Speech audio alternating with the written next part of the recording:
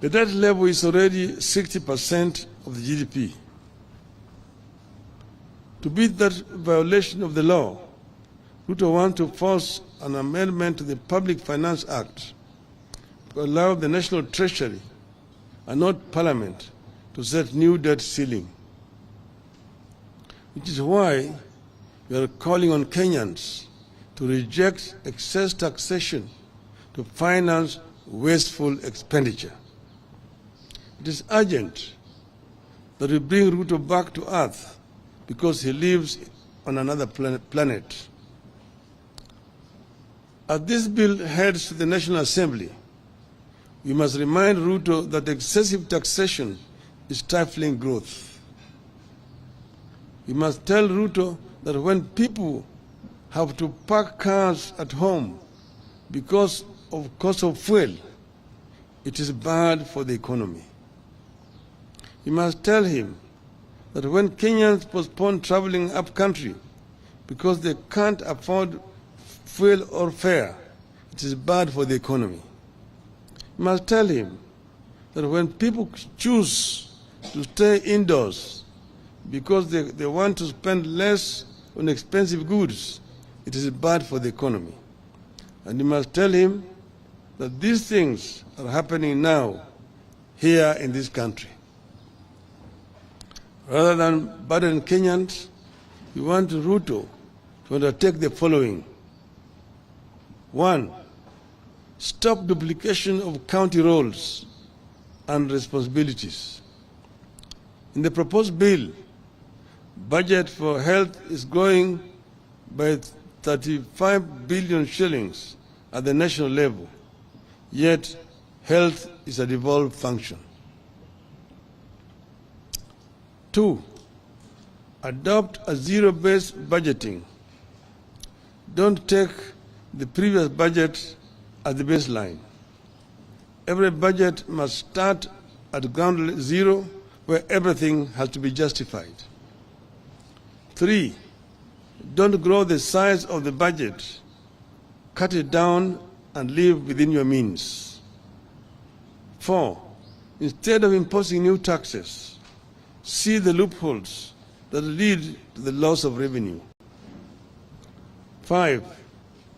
Stop non-essential government expenditures, including the appointment of the chief administrative secretaries. 6. Reduce the size of government. 7. Cut non-essential domestic and international travel. 8. Freeze ministerial out-of-station allowances, ministerial house allowances, and domestic allowances for cabinet and principal secretaries. 9. Stop corruption and theft of public funds. 10. Finally, we ask Ruto to humble himself, withdraw this bill, offer apology, and seek forgiveness from Kenyans for the anxiety caused then, and begin afresh. The one point I wanted to mention, that the budget for the parliament is 41 billion shillings. That of the judiciary is 23 billion shillings. But the budget for housing, which is talking about as his flagship project, is 29 billion.